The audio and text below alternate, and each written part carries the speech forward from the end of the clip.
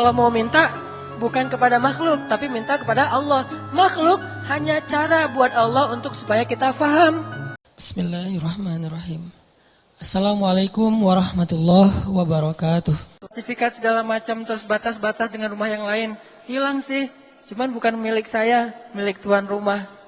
Jadi saya nggak merasa kehilangan rumah. Itulah indahnya menjadi kontraktor. Kalau kita punya semangat kontraktor dalam hidup, kita hampir bisa dibilang nggak terlalu besar rasa kehilangan akan sesuatu. Orang kita ngontrak, tapi ngontraknya gratis dari Allah. Allah cuma minta kita jangan bermaksiat, jangan bikin dosa. Banyak main, banyak pahala, banyak manfaat, sedikit dosa.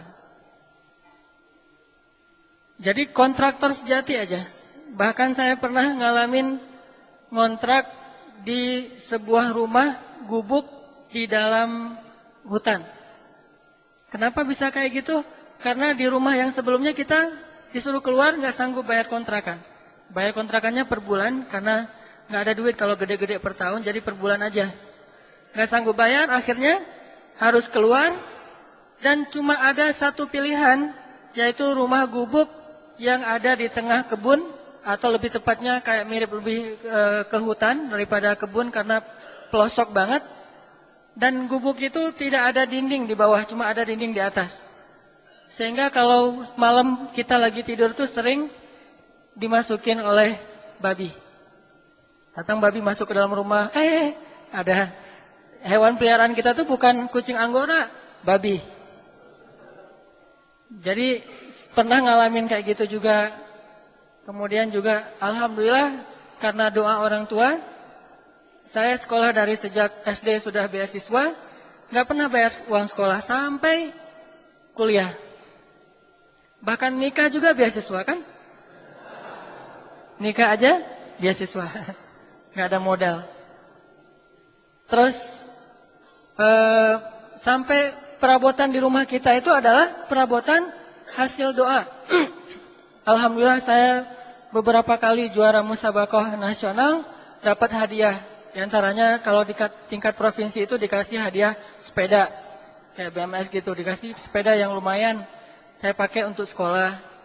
Terus juara lagi tingkat kabupaten, dikasih TV. TV yang ngasih bupati, tingkat nasional juara lagi dikasih lagi TV, jadi di rumah ada 2 TV. Begitu tukang pajak, dulu kan TVRI mah pakai pajak ya, datang ke rumah minta bayar pajak per bulan itu yang pajak TVRI, ibu saya bilang, ini TV bukan saya beli, dikasih sama gubernur. Jadi kalau mau minta pajak, minta sama gubernur, kata ibu saya. Orang TV-nya liar. Ini gimana caranya ini bu? Ya terserah. Mau bayar pajak, saya nggak siap bayar pajak. Soalnya saya juga nggak pernah minta TV. Yang ngasih gubernur, akhirnya ya udahlah ditanda tangan aja lah bu. Tanda tangan, lunas gitu. Dianggap lunas. Terserah dia ntar gimana dengan gubernur. Hampir bisa dibilang, keluarga saya yang pertama kuliah itu saya. Dari 7 bersaudara, saya anak kelima. Kalau dari saudara kandung saya anak pertama, dari saudara tiri itu, kalau dari ibu tuh ber-7, kalau dari ayah banyak soalnya. Saudara saya dari ayah itu ada sekitar 19. Jadi ayah saya tuh, ibu saya adalah istri keduanya, dan kita bertiga, ibu saya, ayah itu adalah suami keduanya. Ini unik banget nih keluarga. Karena suami pertamanya ada musibah gitu, akhirnya nikah dengan ayah saya. Nah, jadi keluarga kita tuh total sekitar 20-an. Saya nggak persisnya berapa. 20-an karena ada yang udah meninggal, saya harus ingat-ingat dulu. Dari 20-an keluarga kita, saya orang pertama yang kuliah. Keluar negeri pula. Al-Azhar, Kairo gitu loh. Itu ngandelin apa coba? Nggak mungkin ngandelin duit. Nggak mungkin ngandelin lobby. Orang kita nggak punya kenalan siapa-siapa, orang yang berpengaruh, murni dari nol banget, tapi karena mungkin bukan doa saya waktu itu masih culun gak jelas gitu, gak bisa ngedoain yang benar, doa dari orang tua, doa yang luar biasa, akhirnya bisa ngerasain perubahan yang jelas signifikan dalam keluarga kita. Karena doa orang tua, akhirnya kita bisa tinggal di rumah kontrakan, tetapi udah lebih layak di komplek gitu. Rumah kontrakannya di perumahan. Kemudian udah ada telepon rumah. Pas saya ke Mesir, alhamdulillah dengan doa dari ibu saya yang bisa ngebiayain adik-adik sekolah. Adik-adik sekolah saya kirimin, tiap 3 bulan sekali saya kirimin. Sampai akhirnya saya tanya pas sudah dekat bulan Ramadan, "Mak, butuh apa di rumah?" "Ya nih bang," dia manggil saya abang gitu ya. "Bang, ini di rumah kita udah lama, udah dari sejak dulu pengen punya kulkas. Karena kalau bulan puasa itu suka beli es ke tetangga. Nah, mama pengen punya kulkas sendiri. Oh ya, berapa kulkas? Ntar mama lihat ke pasar berapa harganya." Jadi kayak banyak duit gitu, nanya berapa harganya. Terus disebutin, saya kirimin. Pertama ada kulkas itu ketika saya ke Mesir. Di rumah kita, pertama ada kulkas, saya di Mesir. Dan saya dulu bercita-cita banget, pengen banget sekali-kali bawa ibu saya, ayah saya, keluarga besar itu naik mobil sendiri. Karena selama ini kita selalu naik angkot. Itu kan sederhana banget ya, bagi orang miskin tapi itu sesuatu loh. Kalau bagi orang yang mampu, gitu aja kok jadi cita-cita. Bagi saya itu cita-cita. Pengen bawa ibu saya naik mobil sendiri biar nggak naik angkot. Kenapa? Naik angkot aja irit coba. Jadi pas saya udah SD, udah agak gede, kan kalau udah gede itu naik angkot nggak bisa berdiri kan, ngejedok kan. Akhirnya karena ibu saya cuma bisa bayar untuk 2 orang, dia dan kakak saya. Akhirnya saya sama adik saya kalau naik angkot itu tetap berdiri walaupun kosong kursinya. Kursi kosong, "Bang, nggak boleh duduk, berdiri." "Oh iya mak, gini." Berdiri aja sambil. Jadi berdiri di dalam angkot itu sambil kepalanya nunduk soalnya udah gede. Saking irit. Dan saya sering ngelihat ibu saya ramai dengan kernet angkot, dengan supir angkot gara-gara bayarnya pas-pasan. Jalan jauh, "Bu ini kurang nih, kemarin aja saya bayar segitu." Ibu saya kan orangnya fighter ya. Jadi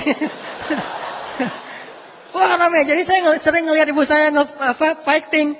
Dulu saya di Mesir itu suka ramai sama supir atau apa ke bawah. Sampai di Indonesia juga, di Bandung dulu suka ramai sama supir angkot. Kemana-mana di mobil bawa kayak apa, alat gitu deh. Takutnya kalau ada apa-apa keluarin gitu. Alhamdulillah nggak pernah dikeluarin. Untung nggak dikeluarin ya.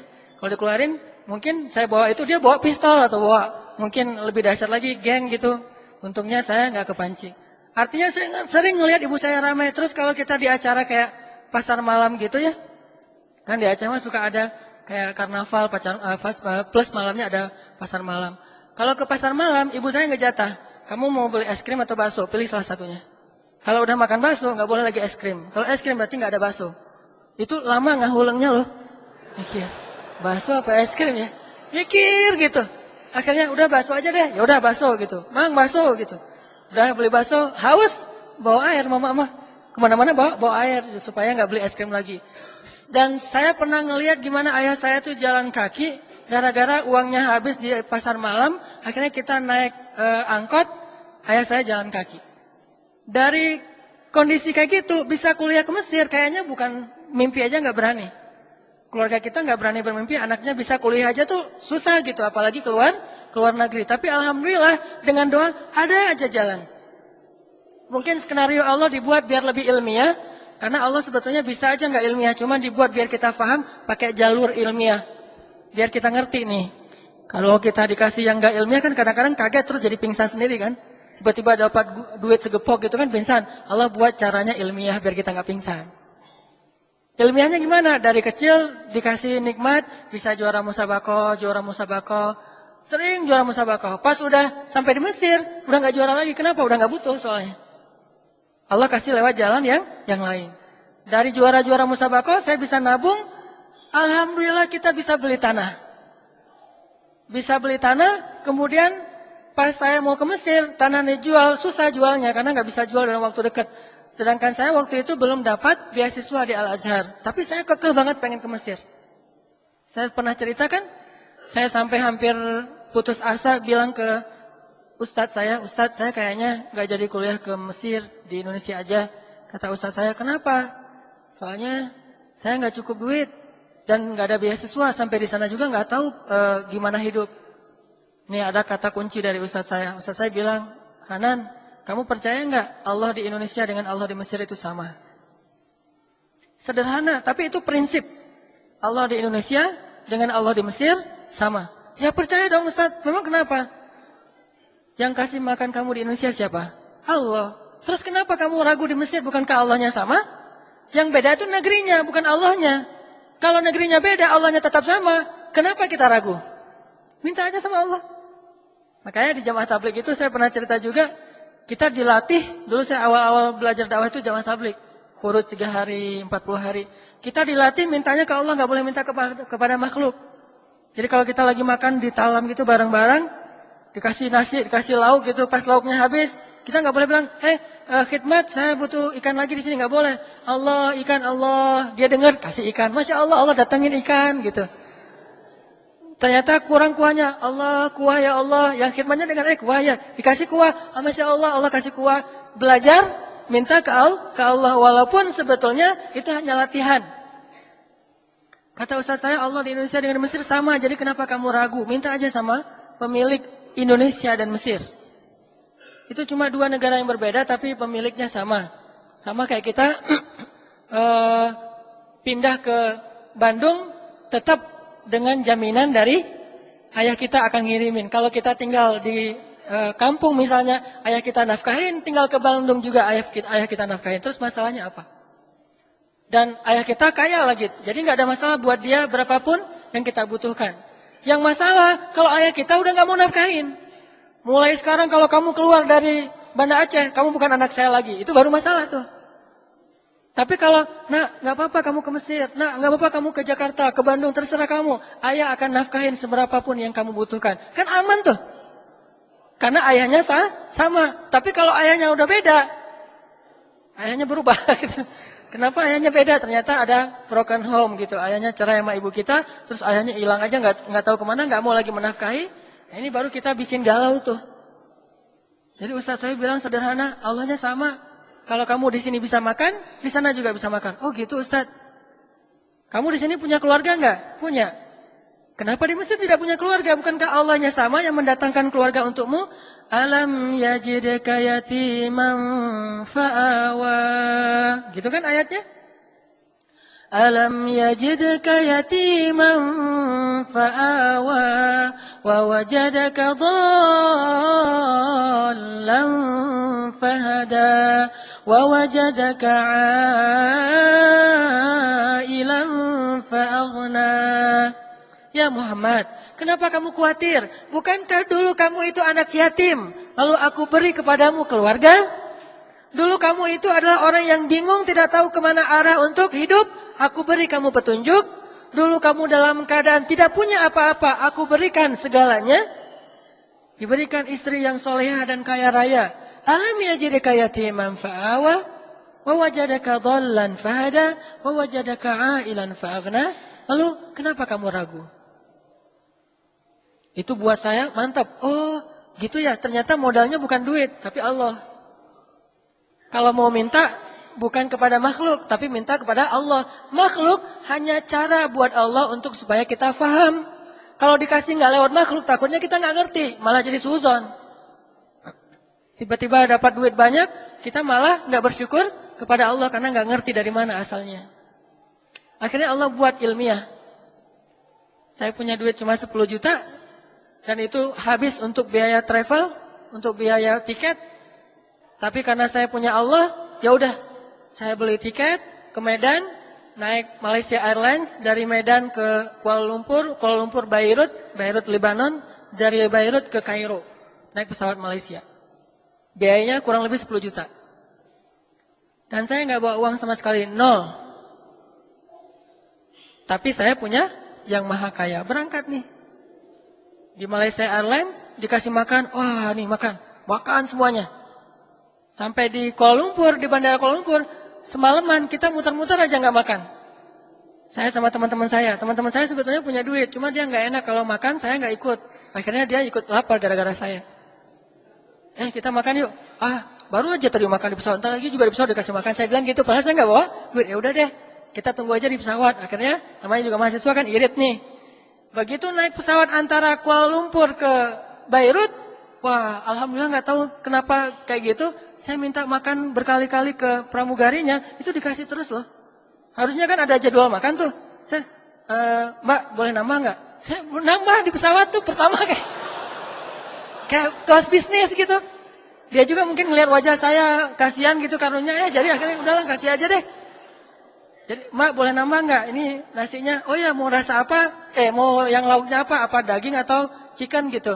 yang daging aja. Request lagi udah minta nambah. Dikasih daging, makan. Alhamdulillah kenyang banget. Sampai di Beirut tuh saya kekenyangan. Kasih apapun saya makan.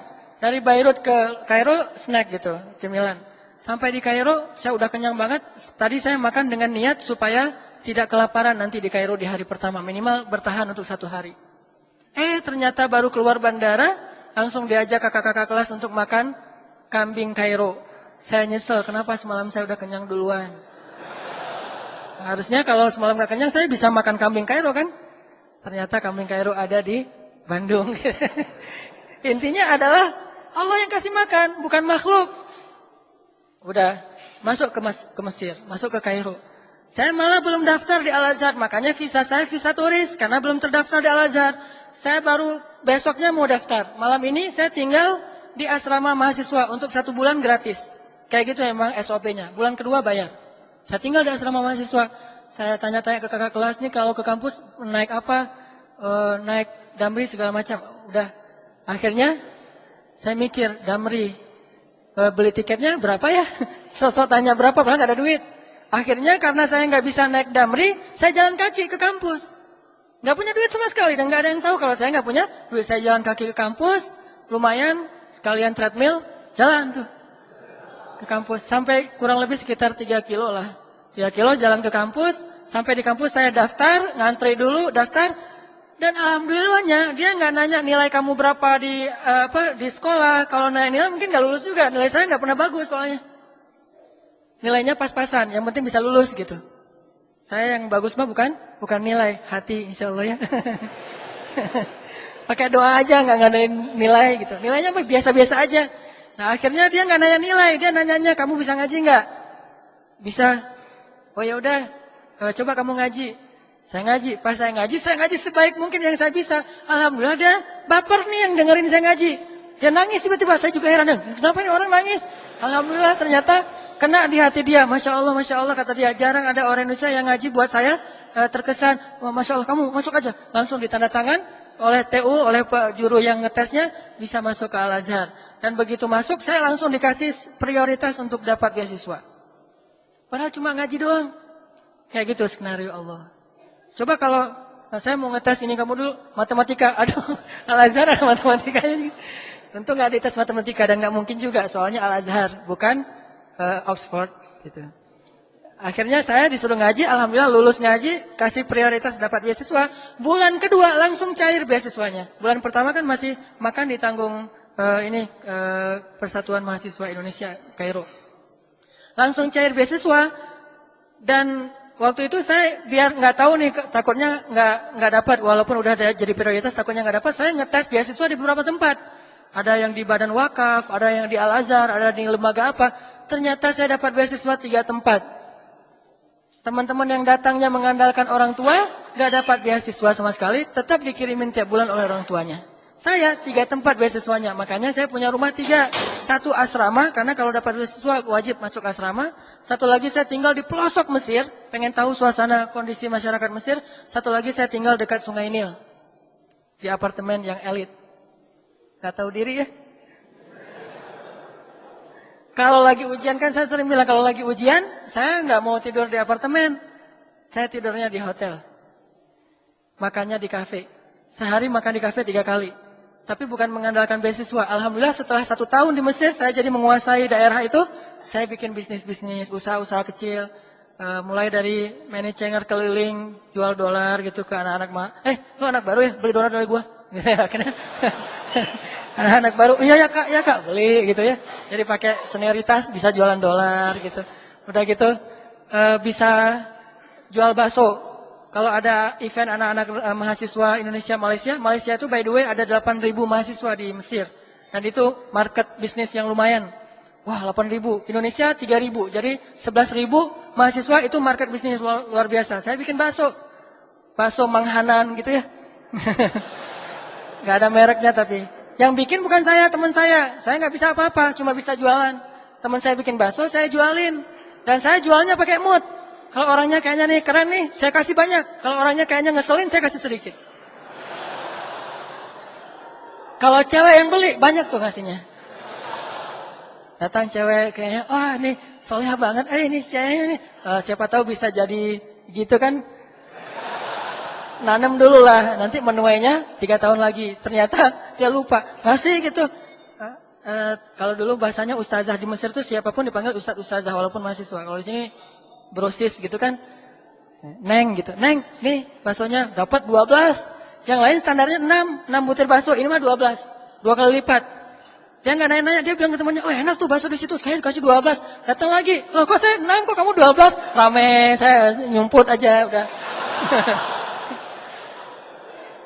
Tapi alhamdulillah walaupun jualan baksonya pakai mood, nggak pakai SOP yang sama, untungnya lumayan. Dari keuntungan bakso itu bikin lagi bisnis catering, sampai alhamdulillah kalau musim haji berangkat haji jadi guide, jadi kuli, jadi joki Hajar Aswad. Joki Hajar Aswad. Yang sekarang ramai-ramai di TV joki Hajar Aswad, kalau saya nonton acara gitu saya senyum-senyum aja. Saya dulu juga gitulah. Bu mau cium Hajar Aswad, saya bantuin gitu. Cuman nggak pernah matok berapa yang dia kasih. Minimal $100 lah ya. Ada yang saya sampai pernah banget nih ngandelin doa banget ya di Mekah. Saya mau baru haji yang pertama dan waktu itu ngutang hajinya. Rata-rata mahasiswa itu kalau haji itu ngutang. Dengan harapan nanti pas pulang bisa balik modal dan bayar hutang. Nah, saya ngutang $500 untuk berhaji. Pas sampai di sana, saya beli wheelchair, beli kursi roda. Saya beli kursi roda, itu modal buat narik tuh. Jadi kita jadi supir kursi roda. Bersaing dengan teman-teman yang udah lama di Mekah sama anak-anak Arab. Beli kursi roda, saya muter-muter aja di dekat Ka'bah, kok nggak ada yang sakit ya, nggak ada yang cacat gitu, nggak ada yang lemah. Kalau musim haji kan banyak orang sakit, tapi waktu itu hajinya tuh haji fit banget nih. Aduh, kok nggak ada yang sakit? Saya mau ngedoain supaya ada yang sakit, nggak enak gitu. Masa saya doa, ya Allah, mudah-mudahan ada yang sakit tahun ini banyak gitu. Nggak mungkin kan doa kayak gitu, jadi menzalimi orang lain. Udah, bisa, udah di. Nanti kursi rodanya kita bahas setelah salat isya insya Allah ya. Kita salat isya dulu. Bismillahirrahmanirrahim. Tadi sampai di mana? Oh, kursi roda, wheelchair. Ini sharing dulu pengalaman sebagai tahadus bin nikmah. Salah satu bukti bahwa gimana kalau kita ngandelin Allah, berdoa kepada Allah, dan memurnikan keyakinan kita kepada Allah, itu amazing. Tapi kalau setengah-setengah, maka Allah juga, aku tergantung bagaimana prasangka hambaku kepada ana inda dhanni abdi bi. Jadi saya ngutang dulu $500 buat haji dengan target nanti bisa nutupin dengan sedikit ada kerjaan di Saudi. Saya beli kursi roda, muter-muter dekat Ka'bah gitu, nyari-nyari orang yang sakit. Jadi kayak ikan hiu nyari mangsa gitu. Kalau ada yang kira-kira jalannya, Bu, capek mau saya dorongin gitu. Jadi ternyata, oh enggak apa-apa deh, masih kuat kok. Oh iya Bu, enggak apa-apa. Udah jalan terus. Sampai akhirnya udah 3 hari saya muter-muter, saya belum dapat orang sakit. Belum dapat pasien. Udah 3 hari. Dan 3 hari itu saya hanya minum air zam-zam saja. Minumnya air zam-zam. Dan alhamdulillah itu keajaiban air zam-zam itu minum tapi bisa ngenyengin. Nggak harus makan. Saya tidur di masjid, bawa baju nggak terlalu banyak. Begitu nanti pengen mandi di toilet Masjidil Haram di bawah yang bagus. Saya mandi terus naik lagi ke atas tidur, minum air zam-zam. Terus saya kayak gitu selama 3 hari. Setelah 3 hari saya terus berharap nggak mungkin lah Allah membiarkan saya kayak gini. Saya yakin aja sama Allah. Cuman kalau misalnya Allah belum mengabulkan di hari pertama, kedua, dan ketiga, mungkin memang Allah pengen lihat kesabaran saya. Wah, bangga aja Allah lihat kesabaran saya. Insya Allah saya sabar. Sabar nih. Hari keempat, alhamdulillah, dari kejauhan saya ngelihat ada ibu-ibu sama anak gadis. Bukan sakit, kayak bingung gitu arahnya nih kemana nih. Kayak orang kesasar. Kan di Mekah mah banyak orang kesasar. Sampai ada tuh seorang pilot pesawat tempur kalau nggak salah. Tapi udah kayaknya udah pensiun. Beliau pernah kesasar di Mekah. Terus kita tolongin, kita arahin ke maktab namanya, ke asrama beliau, ke hotel. Beliau bilang gini, Dek, Masya Allah ya, Subhanallah, benar kita nggak boleh sombong ya kalau di sini, kata beliau. Kenapa Pak? saya itu gak mau ikut rombongan, saya mau jalan sendiri. Padahal ini haji pertama buat saya. Karena saya mikir, saya di udara aja gak kesasar. Di tengah hutan aja ditaruh saya gak kesasar. Masa saya di kota kecil kayak gini kesasar, saya ngomong gitu. Jadi saya gak mau ikut pembimbing, gak mau ikut rombongan. Saya yakin bisa pulang sendiri. Jadi saya tinggalin rombongan. Ternyata benar, saya muter-muter gak tahu di mana rumah saya. Kesasar, jadi gak boleh sombong. Ada ibu-ibu kayak kesasar gitu, saya samperin. Dan gak ada niat sama sekali mikir nih jangan, siapa tahu sakit mau didorong, gak ada sama sekali. Justru gara-gara kayak gitu Allah kasih. Bu, mau kemana? Ini deh saya kesasar mau pulang, cuman gak sampai-sampai udah muter-muter balik lagi ke masjid. Oh, emang ibu dari mana? Dari Solo katanya. Oh, Solo. Maktabnya berapa? Gak hafal, gak bawa identitas, gak bawa apa-apa, cuma ada gelang doang dan gak disebutin di situ.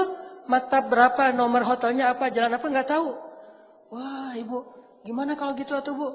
Ya saya nggak tahu pulang kemana nih. Jamaah Solo kan tersebar di mana-mana. Saya juga bukan petugas resmi yang tahu lokasi jamaah-jamaah yang baru datang. Ibu baru datang kapan? Kemarin, ini hari kedua. Oh gitu. Ya udah ikut saya aja bu. Mudah-mudahan ketemu. Bismillah aja ya bu. Ya Bismillah ikut. Jalan aja saya tuh. Itu benar-benar saya juga nggak tahu di mana rumahnya. Ke arah mana ada yang misfala, ada yang hafair, ada yang kemana-mana. Pokoknya jalan aja. Jalan dan gak lama jalannya tiba-tiba dia ngelihat loh itu teman-teman saya ada di depan hotel lagi nungguin dia belum pulang. Itu teman-teman saya langsung datang. Alhamdulillah ada ini kayaknya kalau bahasa orang mah hoki gitu ya.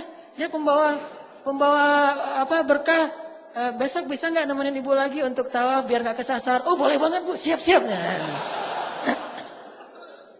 Sama anak gadisnya lagi. Jadi dia bawa anaknya. Siap bu, insya Allah siap besok. Besok saya udah selesai subuh langsung, sebelum subuh udah di situ. Untuk sholat subuh, jadi saya tahajud langsung ke situ. Setiap di depan asramanya. Ada yang kemarin, iya bu. Kayak wajah-wajah baik gitu kan. Terus saya bawa ke Mekah, kita tawaf bareng, sa'i bareng, tawaf bareng terus itikaf. Saya karena belajar di Al-Azhar, dia nanya saya kayak gitu. Nanya, adek belajar di mana? Saya mahasiswa di Al-Azhar. Oh luar biasa, berarti ibu bisa dibimbing ya? Bisa, insya Allah bimbing. Nanya fikih gitu. Kalau saya nggak tahu, oh nanti saya baca dulu ya bu. Saya pulang dulu baca, yang kemarin ditanya, besok dijawab. Pokoknya dibimbing sampai selesai. Alhamdulillah ternyata dari situ saya bukan cuma dapat ibu itu. Dapat satu rombongan coba luar biasa. Ini rahmat dari Allah ya. Ibu itu mah nggak ngasih jawab apa-apa, tapi rombongannya begitu habis Arafah, kemudian setelah wukuf itu kan ada yang ke Mina, motong hewan kurban. Itu satu rombongan yang motong hewan kurban saya. Itu dikasih sama ketua rombongan. Dek, bisa nggak nolongin kita untuk motong hewan kurban? Oh bisa pak. Sama ada yang dam juga, yang hajinya tamat itu kan harus bayar dam. Akhirnya saya pergi ke tempat pemotongan hewan kurban, makanya saya tahu tentang gimana motong hewan kurban onta itu kayak gimana. Akhirnya saya datang sana, tawar-menawar dengan pemilik hewan kurbannya, sekitar berapa puluh ekor. Balik lagi, dari situ, alhamdulillah saya bisa beli kulkas, biayain adik-adik sekolah segala macam. Itu luar biasa. Dan kita nggak ngasih harga yang terlalu tinggi, standar di sana aja, dan udah ada deal-dealan biasa dengan orang yang punya peternakan. Alhamdulillah dari situ saya bisa jual lagi kursi roda, balik modal, terus pulang ke Kairo. Nih, alhamdulillah bisa bertahan 1 tahun ke depan. Makanya 1 tahun ke depan jadi nggak ada bisnis. Udah direkap pas lagi haji. Jadi setahun saya santai-santai aja, sehari makan di restoran 3 kali. Sarapan restoran, ini restoran lagi, alhamdulillah. Dan itu bukti bahwa kalau misalnya kita ngadain Allah itu luar biasa. Saya pernah juga haji backpacker. Kalau pas lagi di Mina, tidurnya di trotoar dekat tempat pelemparan jemarat, tidur di situ. Pas lagi di Arafah, kita tidur juga di jalan. Makanya, alhamdulillah, saya waktu itu banyak bersyukur karena dibantu oleh Bin Laden. Tapi bukan Usama ya. Keluarga Bin Laden. Di Mekah itu Bin Laden ini salah satu perusahaan besar di Arab Saudi yang paling dermawan untuk memberikan khidmat kepada jamaah haji. Jadi dia punya kayak satu kontainer gede gitu, isinya apa? Daging yang udah matang, udah dimasak. Dilempar-lemparin. Rata-rata yang dapat bantuan kayak gitu tuh jamaah dari Afrika sama India. Cuma kita doang yang paling putih di situ. Orang Indonesia paling putih karena semuanya orang Afrika. Kita ikut bareng, lemparin, dapat 2 bungkus daging onta gitu. Daging onta kan bagus banget untuk kesehatan dan energi ya. Jadi saya dapat daging onta 2, makan, mahasiswa gitu. Allah kasih luar biasa. Baru nanti kerja lagi, ngangkut-ngangkut tempat tidur dari lantai 1 ke lantai 10 yang pernah saya cerita sebelumnya. Ada satu pelajaran yang saya dapat dari perjalanan hidup saya kayak gitu, sampai akhirnya saya bisa pulang ke Indonesia, tinggal di Bandung, dan Allah mudahkan segala urusan hidup saya. Satu aja pelajarannya. Kalau kita mau ditolong oleh Allah dengan cara ajaib, tunjukkan keyakinan kita dalam kondisi-kondisi yang ajaib, yang sulit. Justru saat itu Allah akan menunjukkan pertolongan-pertolongan yang ajaib. Kalau kondisinya biasa-biasa aja, maka Allah akan menolong kita juga biasa-biasa aja. Dan tipsnya, kadang-kadang kita harus nekat sedikit. Karena hanya dengan sedikit nekat, kita bisa belajar tawakal. Kalau semuanya harus dihitung logis, kapan kita akan belajar tawakal? Ini kayaknya kurang logis nih. Memang kita butuh hitung-hitungan logis, ilmiah butuh. Cuman sedikit nekat itu dibutuhkan juga. Harus dikombin nih. Logika, iman, nekat. Logika, hitung-hitungan ilmiah. Iman, yang penting kita melakukannya tidak melanggar syariat. Nekat, disitulah bab tawakal. Kalau udah sesuai dengan hitungan-hitungan ilmiah, kemudian juga kita tidak melanggar hukum Allah, sedikit berspekulasi, dalam bahasa lain adalah nekat, di situ kita akan ngerasain the power of kepepet. Itu baru dapat power of kepepet. Dengan kita sedikit nekat, kita akan tahu, oh saya mah nggak bisa ngandelin siapa-siapa kalau gini. Cuma bisa ngandelin Allah Subhanahu Wa Taala. Begitu kita sekali berhasil mengandalkan Allah dan pasti berhasil, maka kita akan semakin yakin untuk terus mengandalkan Allah next. Dalam next kasus, next time, kita pasti akan lebih yakin untuk ngandelin Allah. Makanya saya hampir bisa dibilang agak nggak terlalu gampang galau kalau urusan pemeliharaan Allah. Gak punya duit, gak galau sama sekali.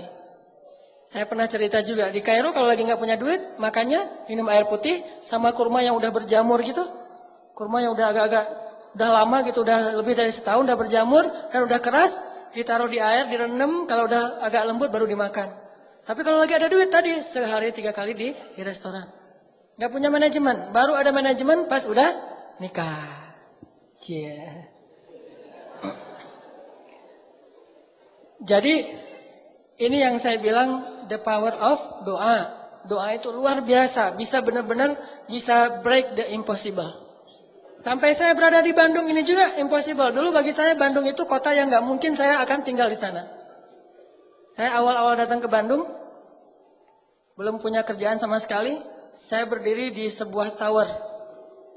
Saya naik ke sebuah tower di kota Bandung, terus saya bicara sendiri. Saya butuh waktu 5 tahun ya Allah, ingin bisa menjadi seseorang yang bermanfaat di kota ini. Kenapa saya naik ke tower? Bukan karena lebih dekat ke Allah. Karena kalau mau lebih dekat ke Allah, jangan naik ke tower. Sujud serendah-rendahnya. Makin rendah, makin dekat. Saya naik ke tower tuh cuma pengen menikmati kota Bandung.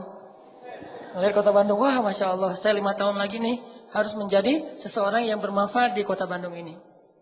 Alhamdulillah setelah 5 tahun, Allah kasih kemudahan-kemudahan yang luar biasa. Dan hampir bisa dibilang, saya datang ke Bandung juga nggak punya modal sama sekali. The power of kepepet. Di situ belajar tawakal pada Allah. Ya Allah, saya ini datang ke sini karena ingin beramal soleh, karena saya ingin lebih taat kepadamu, saya ingin berdakwah. Tapi saya nggak mau jadi guru tetap, Allah. Masih ada requestnya juga. Allah, saya kalau bisa jangan jadi guru tetap ya. Saya orangnya karena susah diatur, senangnya loncat sana loncat sini. Jadi kalau bisa yang bebas-bebas aja ya Allah. Gitu. Akhirnya diundang, alhamdulillah ngajar. Yang dulu saya pernah cerita, saya disuruh ngajar ceramah. Saya ceramah nggak bisa.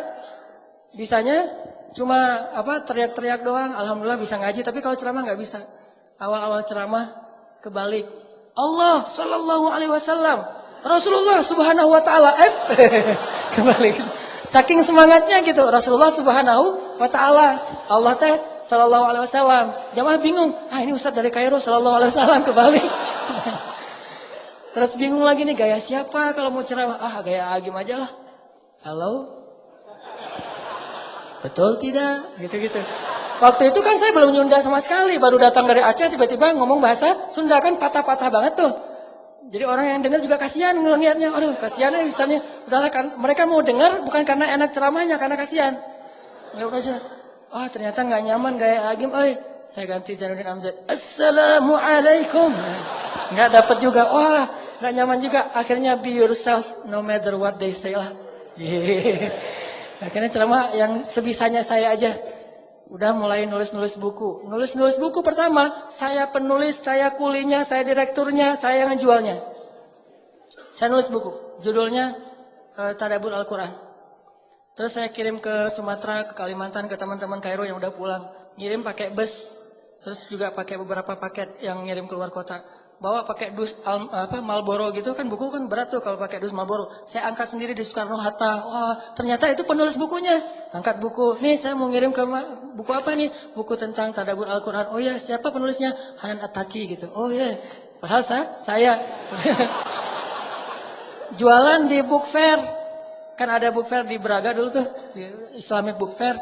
Jualan, alhamdulillah dari percikan imannya Pak Amiruddin kasih satu space buat saya display buku saya. Saya bikin X banner, saya bawa naik motor hujan-hujan pakai jas hujan gitu, turunin buku basah-basah, naruh disusun-susun. Setelah disusun-susun saya balik lagi ke toilet, ganti baju yang agak-agak keren gitu seolah-olah penulis, baru balik lagi. Saya udah pakai dasi gitu, udah penulis gitu kan.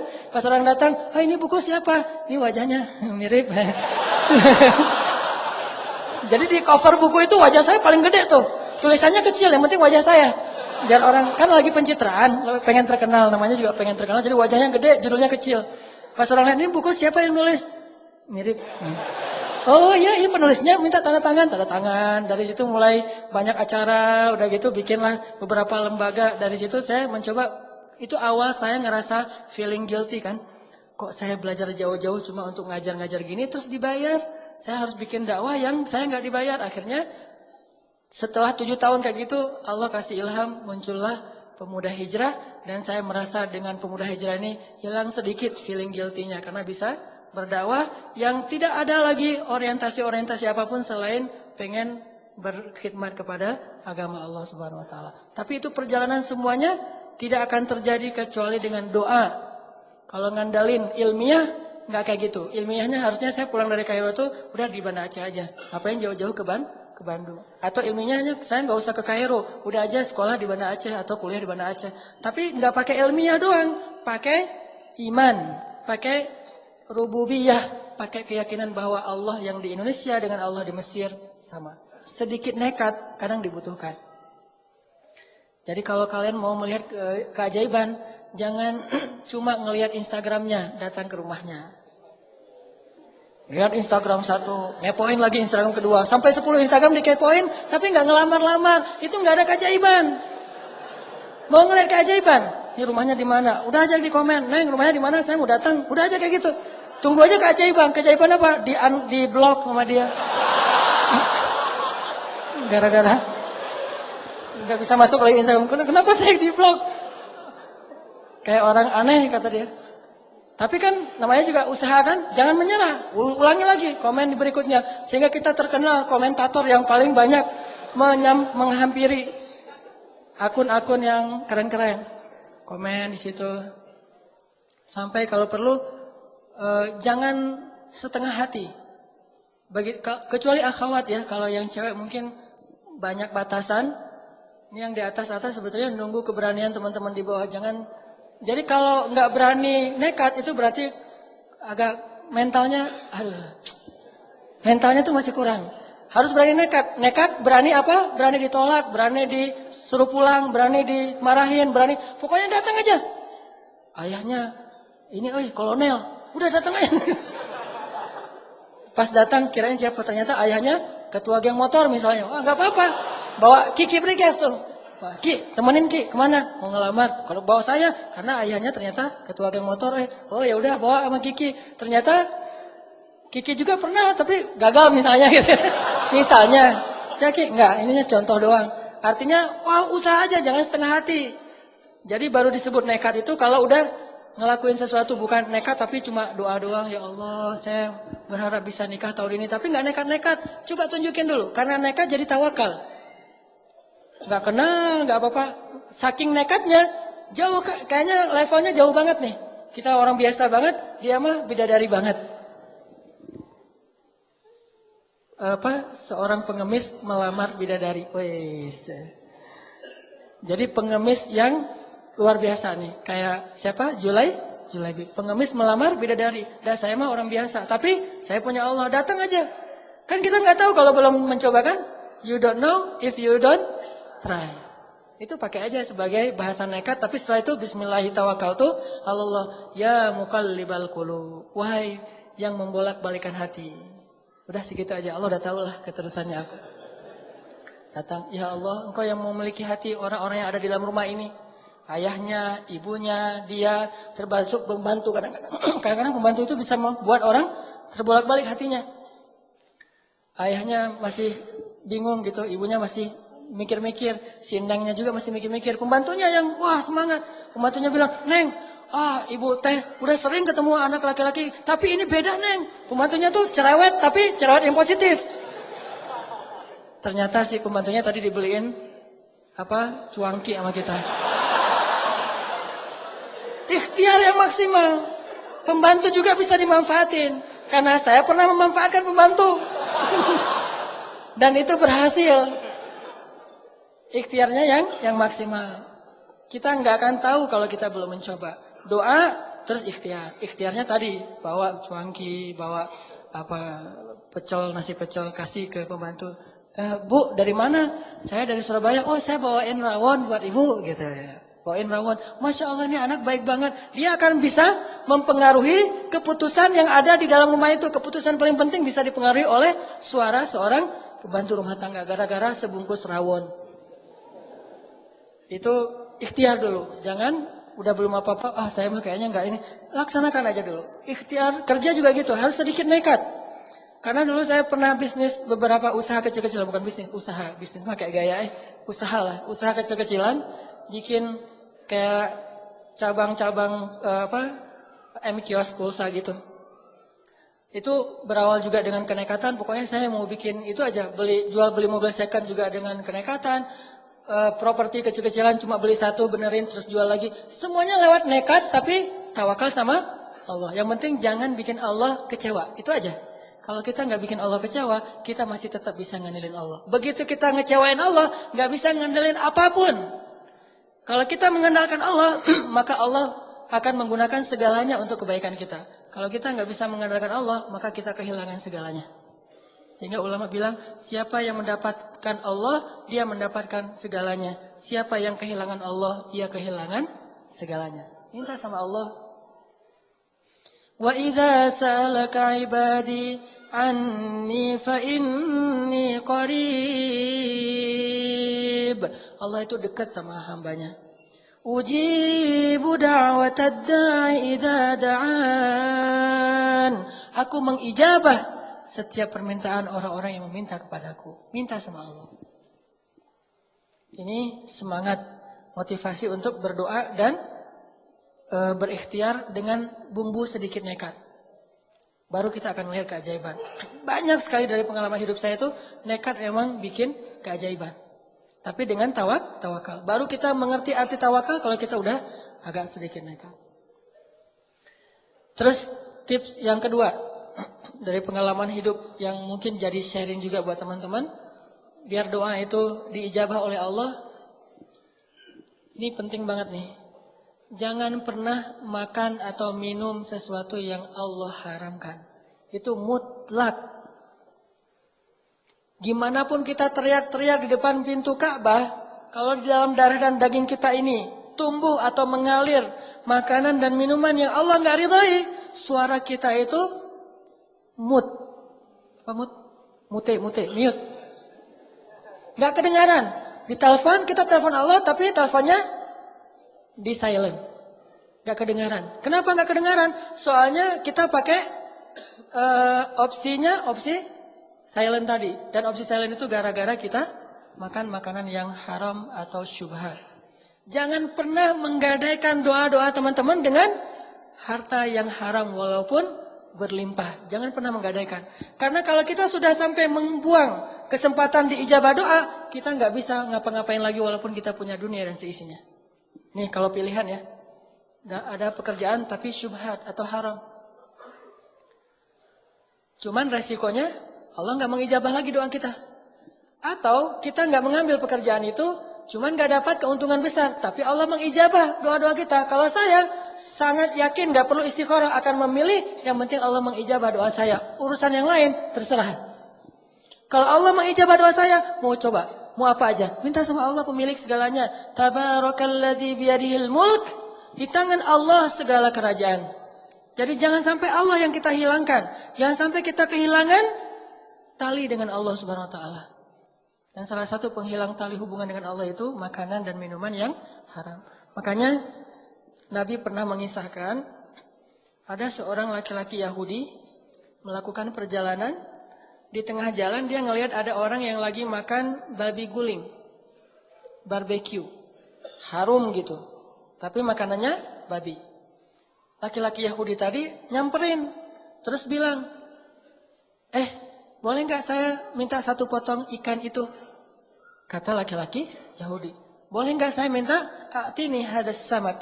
Beri saya sepotong dari ikan ini. Kata orang-orang, kamu kan penampilannya kayaknya orang Yahudi ya? Ya, bukankah orang Yahudi itu dilarang makan babi? Emang. Terus kenapa kamu minta makanan ini? Kata dia, yang minta babi siapa? Kan saya minta ikan, kata orang Yahudi. Tapi nunjuknya ke arah babi. Itu namanya hilah. Mencari-cari celah untuk mengubah hukum yang haram menjadi halal. Salah satunya dengan mengganti nama. Makanya Nabi bilang di dalam hadis, ada juga di Riyadhus Shalihin, janganlah kalian menamai khamr dengan karom. Karom itu mulia artinya, namanya keren. Jadi khamr itu tetap khamr, jangan dikasih nama yang keren-keren. Harganya 2 juta. Dari Itali. Keren lagi namanya tuh. Terus packagingnya bagus banget. Jangan kata Allah, kata Nabi, kenapa? Karena itu akan mengubah sesuatu yang haram menjadi sesuatu yang disukai, diminati, bangga orang dengannya. Sehingga dilarang menamakan sesuatu yang haram dengan nama yang baik. Begitu juga mengubah namanya menjadi nama seolah-olah dia halal. Orang Yahudi ini ngasih nama babi dengan kalimat samak, ikan. A'tini hadas samak. Beri saya ikan ini. Kata orang-orang, ini kan nggak boleh untuk kamu orang Yahudi. Emang saya minta babi, saya kan minta ikan. Tapi nunjuknya ke arah babi. Akhirnya nggak mau berdebat, dikasihlah sepotong makanan babi. Dia makan, kemudian dia minum khamr. Udah selesai itu dia jalan. Dia jatuh di tengah perjalanan karena mabuk. Kemudian untanya hilang. Untanya membawa semua bekal-bekal dia. Terlunta-luntalah dia di tengah padang pasir. Ketika dia sadar, dia nggak punya apa-apa lagi. Waktu itu kemudian dia duduk, lalu dia berdoa kepada Allah, Rabbi. Sampai di situ aja. Nabi kemudian ngasih komen terhadap hadisnya.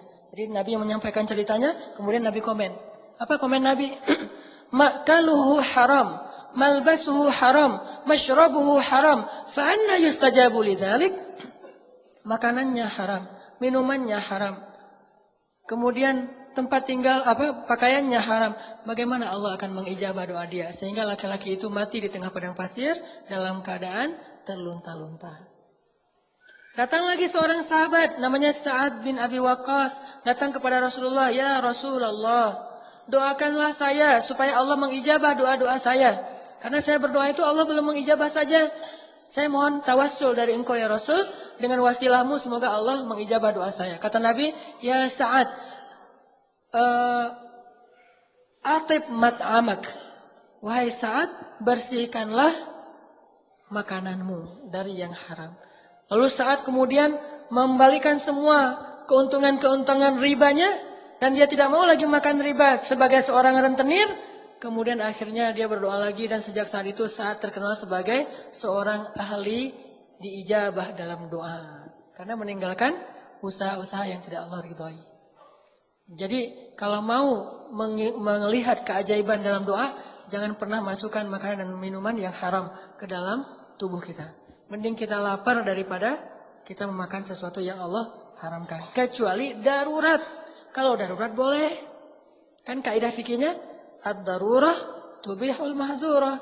Yang darurat itu membolehkan yang tidak boleh. Kita kelaparan di tengah hutan. Nggak ada makanan kecuali, maaf tadi babi misalnya, maka boleh kita makan babi. Tapi jangan digulai, di sate, di segala macam. Ada yang di di dendeng gitu ya. Disimpan, ada yang sampai dikalengin. Buat apa? Buat nanti kalau lapar lagi. Enggak, makan darurat itu hanya untuk menghilangkan rasa lapar yang sangat. Kalau udah hilang rasa lapar yang sangat, udah agak nyaman, udah tinggalkan itu. Begitu juga dalam urusan yang lain. Kalau kita darurat banget, boleh menggunakan harta yang haram. Tapi sebatas menghilangkan unsur darurat kita saja. Anak sakit, gak punya uang sama sekali, minjam ke teman-teman gak ada yang bisa nolong. Akhirnya terpaksa kita menggunakan sistem-sistem yang Allah gak ridhoi. Tapi sebatas untuk bisa membiayai pengobatan anak. Jangan ngutangnya 1 miliar, padahal pengobatannya 10 juta. Kenapa ada 990 jutaan? Karena itu buat tambahan modal. Nah, ini bukan darurat namanya. Selama kita menjaga yang ini, Allah berjanji akan uji da'watad da'i. Aku akan mengijabah doa-doa kalian. Jangan pernah menggadaikan doa. Yang terakhir, kalau pengen doa kita diijabah oleh Allah, ijabahlah panggilan Allah. فَلْيَسْتَجِيبُوا لِي وَلْيُؤْمِنُوا بِي لَعَلَّهُمْ يَرْشُدُونَ. Penuhilah panggilan Allah dan berimanlah kepada Allah supaya kalian mendapat petunjuk. Jadi kalau kita mengijabah panggilan Allah, Allah mengijabah panggilan kita. Begitu Allah bilang, Allahu Akbar, Allahu Akbar, labbaika ya Rabbi. Ngomongnya gitu. Labbaika ya Rabbi, aku penuhi panggilanmu ya Allah. Datang buru-buru, wudu langsung datang ke masjid. Nanti begitu kita bilang, Allah ya Allah, labbaika ya abdi. Ada apa wahai hambaku? Allah buru-buru datang kepada kita. Seperti kita buru-buru datang kepada Allah, seperti itu juga Allah buru-buru datang kepada kita. Seperti kita berleha-leha atau menunda-nunda waktu untuk datang kepada Allah, seperti itu juga Allah menunda-nunda waktu untuk datang kepada kita ketika kita panggil. Ana inda dhanni abdi bi. Aku tergantung di mana hambaku. Fadhkuruni azkurkum. Ingatlah aku ingat kalian. Jadi jangan salahin Allah kalau doa kita belum diijabah juga. Mungkin kita ketika Allah panggil juga nggak gitu-gitu amat. Sehingga Allah juga akan mengimbangi gimana perlakuan kita kepada Allah. Kenapa kayak gitu? Biar dengan cara kayak gitu kita menjadi lebih taat kepada Allah.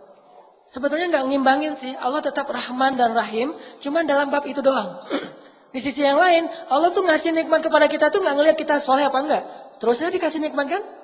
Kita membangkang ke Allah tetap dikasih hidup, dikasih bahagia, dikasih nafas dan seterusnya, tetap dikasih nikmat. Cuman dalam bab doa aja Allah mau ngimbangin kita. Jadi Allah tetap nggak akan zalim sama hambanya.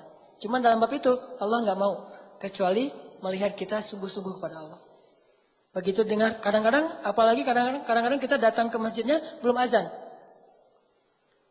Datang ke masjid untuk sholat subuh jam 11 malam. Udah langsung datang. Ngapain kamu jam 11 malam ke masjid? Pengen sholat subuh. Ini misalnya saking luar biasanya. Kayak siapa? Said Ibnul Musayyib.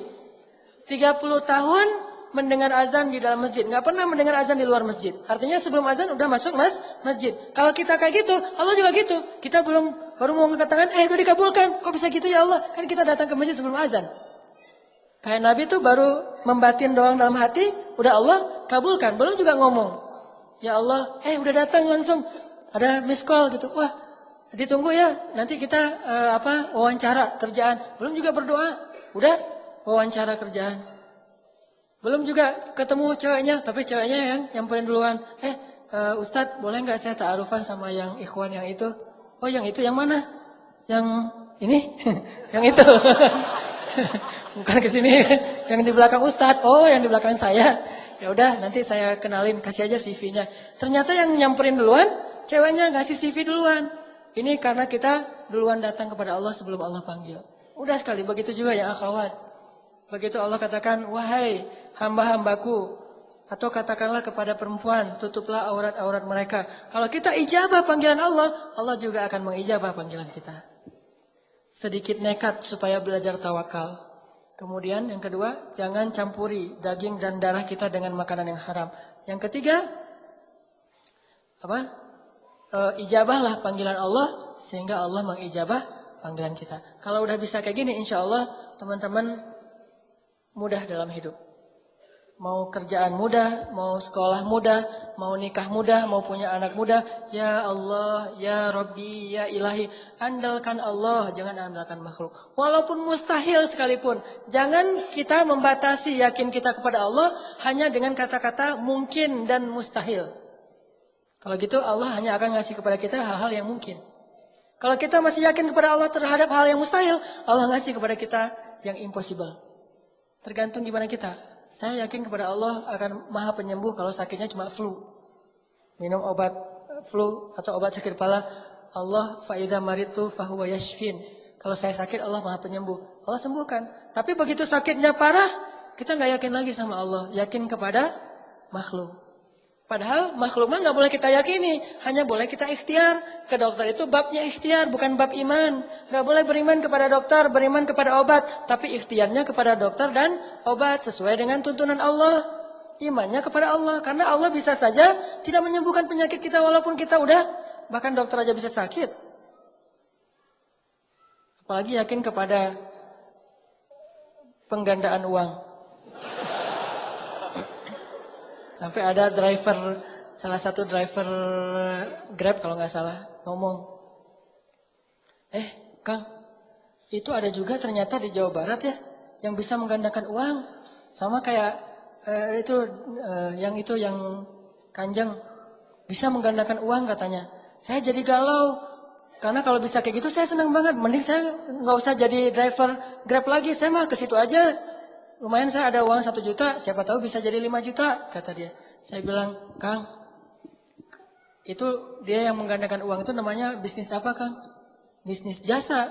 Kalau dia bisa menggandangkan uang, ngapain dia capek-capek bisnis jasa? Udah aja duit dia sendiri digandain, udah gitu nggak perlu lagi berusaha, nggak perlu lagi berikhtiar, nggak perlu lagi kerja.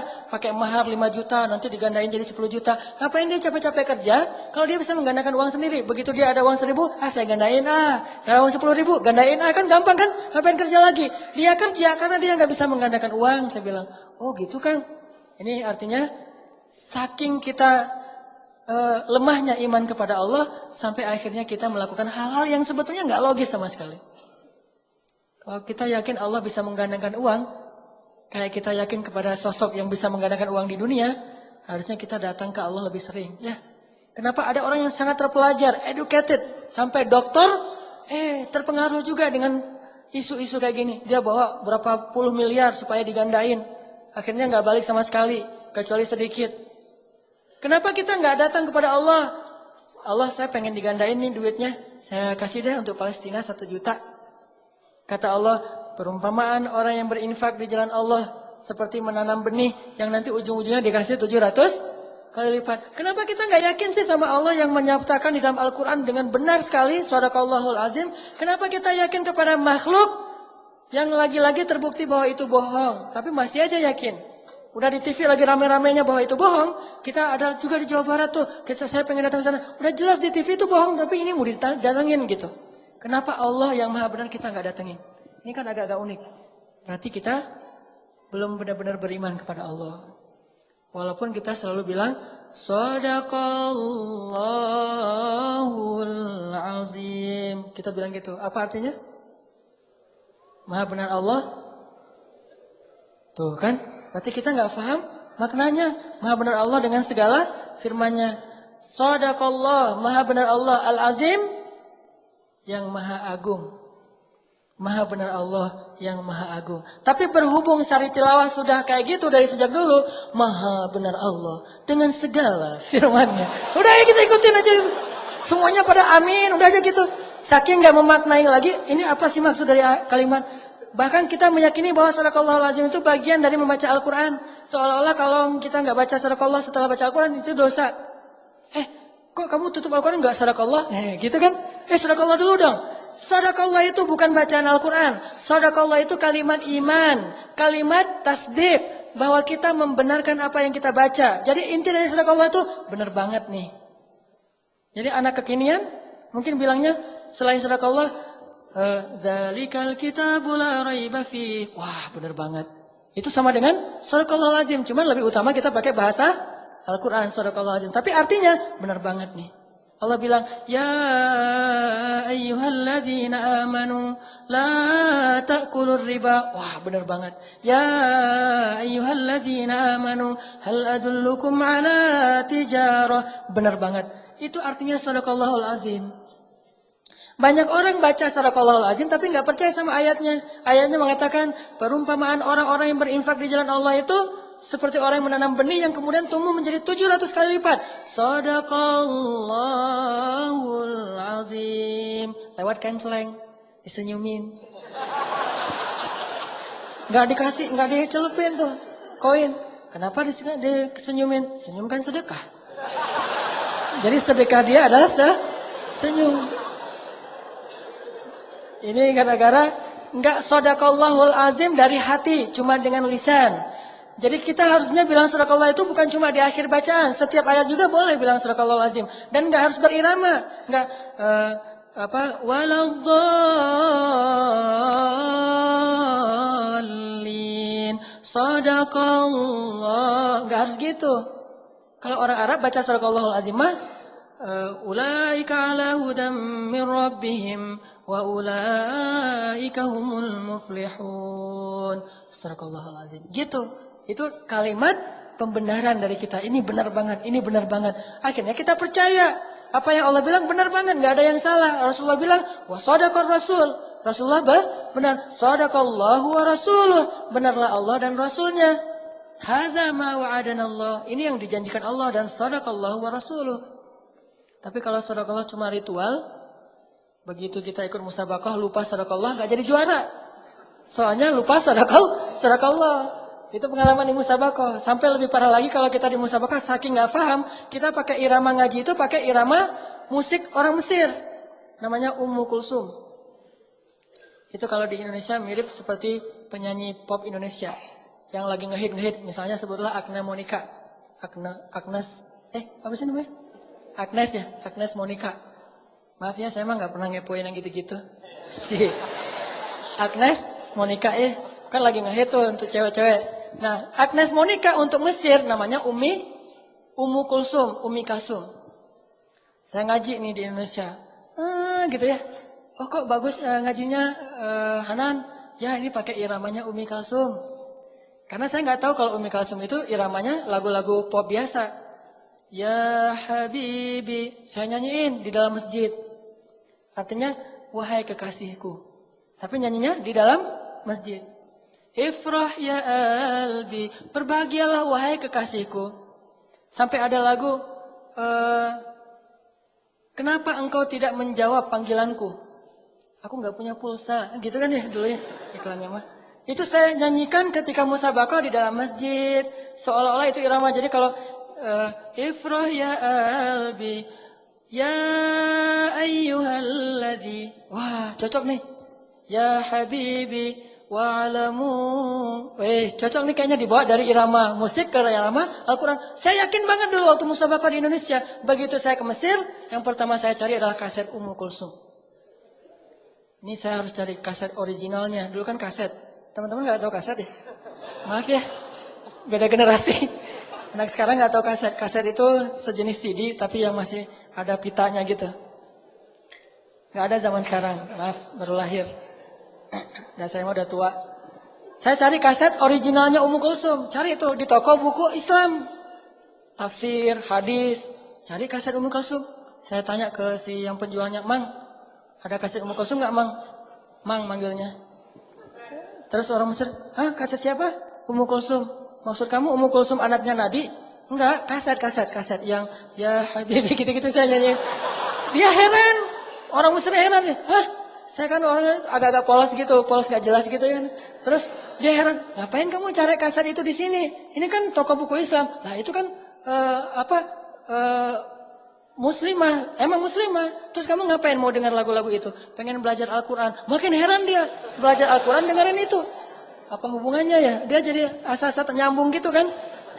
Kamu belajar Al-Quran pakai Ummu Kulsum, hubungannya apa ya kata dia? Ada aqua. Terus saya bilang, lah kan irama-irama Ummu Kulsum itu bagus dipakai ngaji. Langsung dia bilang, ma'azallah. Ma'azallah itu kalau bahasa kita mah, a'udzubillah. Dia langsung heran, a'udzubillah minasyaitonirrajim kata dia. Kenapa kamu bilang saya syaitonirrajim?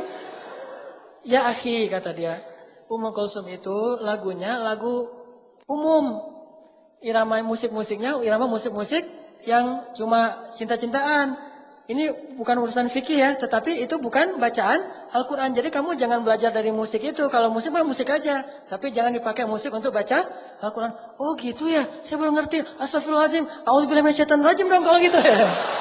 Gara-gara saya salah paham. Saking kita nggak menghayati apa yang kita baca. Akhirnya kita bawa-bawa Al-Quran, dicampur adukan. Padahal Al-Quran, Al-Quran aja. Musik-musik aja, main-main aja. Sehingga kalau kita campur adukan, kalau di anak skate itu mirip-mirip dengan istilah why I don't skate. Dia bukan anak skate, tapi pakai baju tracer misalnya ya. Bukan anak skate, tapi pakai DC gitu. Kena deh saya sendiri. Bukan anak skate, tapi pakai baju DC. Bukan anak pantai, misalnya pakai rip curl, tapi rip curlnya yang paling gede tuh. Kalau perlu yang kelihatan dari jauh itu cuma rip curl, orangnya nggak kelihatan. Saking pengen diakui sebagai anak pantai, anak Quicksilver, anak apa? Kalau skate mah mungkin anak DC atau kalau anak basket sebutlah mungkin Nike gitu-gitu. Karena dia memaksakan ini kalau ternyata bukan kayak gini cara belajar Al-Quran. Baru saya kemudian belajar Al-Qurannya dengan tadabur, dengan hati. Ternyata baca Al-Quran yang paling tepat itu dengan hati bukan dengan irama. Irama gimana pun suara kita bagus kalau nggak dari hati nggak kena. Tapi kalau suara dari hati, walaupun suara kita agak-agak parah, insya Allah kena. Kena orang nggak jadi, kena di hati orang insya Allah ya. Jadi Shadaqallahul Azim itu membenarkan. Kita sering bilang Shadaqallahul Azim, tapi ayatnya kita nggak beriman, sehingga kita nggak mengamalkan, nggak berdoa dengan ayat itu. Berarti Shadaqallahul Azim kita cuma di lisan saja. Yakin, saya yakin insya Allah, kalaupun nggak dibilang 100%, tapi saya sangat yakin yang membuat saya sampai tidak perlu galau lagi. Kalau ada masalah, saya bisa bilang ke Allah. Sebagaimana kata Umar, wahai diriku, kalau kamu punya masalah jangan bilang ya Allah saya punya masalah besar, tapi bilang wahai masalah saya punya Allah yang maha besar. Serahkan kepada Allah. La tahzan, innallaha ma'ana. Ya Allah pengen nikah, ya Allah pengen rezeki, ya Allah pengen kerjaan, ya Allah pengen anak, ya Allah pengen apapun yang kebaikan-kebaikan, ya Allah. Bukan yang lainnya. Kayak iklan TV kabel ya. Ya Allah, bukan yang lain. Mudah-mudahan bermanfaat. Telat ini. Oke, kita tutup dengan sama-sama berdoa kepada Allah. Malam ini kita mau doa apa? Mas, doa cincin? Ya udah, doa cincin ya. Doa menyematkan cincin dan mengatakan akad dengan lancar, jangan pakai baca teks. Dan saya selalu menitipkan kepada teman-teman jangan melupakan doa untuk saudara-saudara kita di Palestina, di Suriah, karena kita nggak bisa nolong mereka banyak. Setidaknya kita jangan juga udah nggak nolong, nggak doain pula. Plus yang pasti kita ngedoain bangsa kita Indonesia. Mudah-mudahan dianugerahkan kepada kita pemimpin-pemimpin yang beriman, yang soleh, dan juga diberikan kemakmuran kepada bangsa Indonesia. Supaya orang-orang yang sakit mampu berobat, orang-orang yang miskin bisa menyekolahkan anak-anak mereka. Allah berikan kepada kita pemimpin yang adil, rakyat yang sabar. Mudah-mudahan Allah berikan baldatun thayyibatun wa rabbun ghafur. A'udzu billahi minasyaitonir rajim. Bismillahirrahmanirrahim. Alhamdulillahi rabbil alamin. Ar-Rahmanir Rahim. مالك يوم الدين إياك نعبد وإياك نستعين إياك نعبد وإياك نستعين إياك نعبد وإياك نستعين إياك نعبد وإياك نستعين اهدنا الصراط المستقيم صراط الذين أنعمت عليهم غير المغضوب عليهم ولا الضالين اهدنا الصراط المستقيم اهدنا الصراط المستقيم صراط الذين أنعمت عليهم من النبيين والصديقين والشهداء والصالحين صراط الذين أنعمت عليهم من النبيين والصديقين والشهداء والصالحين اهدنا الصراط المستقيم يا هادي اهدنا الصراط المستقيم يا مقلب القلوب يا مقلب القلوب يا مقلب القلوب يا مقلب القلوب ثبت قلوبنا يا الله ثبت قلوبنا على دينك يا مصرف القلوب صرف قلوبنا إلى طاعتك اللهم اهد شباب المسلمين اللهم اهد شباب إندونيسيا اللهم اهد شباب إندونيسيا اللهم اجعلهم من الصالحين اللهم اغفر لهم ذنوبهم وتقبل منهم توبتهم يا غفار يا غفار يا تواب تب علينا يا تواب تب علينا توبة نصوحا يا الله يا أرحم الراحمين Engkaulah yang menggenggam hati setiap hamba-Mu ya Allah.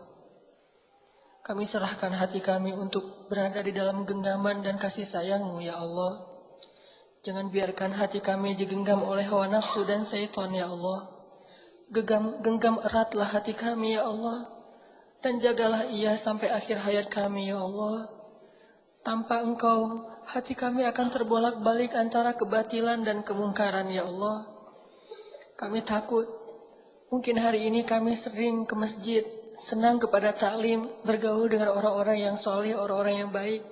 Tetapi jika Engkau tidak menggenggam hati kami, justru di akhir hayat itu, mungkin bisa saja hati kami condong kepada kebatilan, condong kepada kemusyrikan, condong kepada kemungkaran, sehingga matilah kami dalam keadaan su'ul khatimah. Kami berlindung kepadamu dari su'il khatimah ya Allah. Genggamlah hati kami, senantiasa dalam ketaatan sampai akhir hayat kami ya Allah. Kami merasakan hati kami, kadang iman bertambah, kadang iman turun. Kadang iman naik, kadang iman turun. Kadang iman bertambah, kadang berkurang. Kadang iman kami dalam keadaan kuat, kadang iman kami dalam keadaan lemah. Setiap hari kami merasakan naik turunnya iman. Jika kami tidak menyerahkan hati kami kepadamu, siapa yang bisa menolong kami ya Allah? Betapa ruginya kami ya Allah. Jika sepanjang hidup kami beramal solih, malam hari kami tahajud, setiap hari kami ke masjid, siang hari kami berpuasa, dengan harta kami bersedekah, sepanjang hidup kami beramal solih, tetapi jika akhir hayat kami syirik, di akhir hayat kami su'ul khatimah, maka sia-sialah semua kebaikan-kebaikan kami sepanjang hidup kami ya Allah. Karena yang menjamin seseorang itu adalah akhir hayatnya, baik dan buruknya. Jika akhir hayat seseorang baik, walaupun sepanjang hidupnya dia berbuat buruk, maka Engkau akan mengampuninya dan memasukkannya ke surga.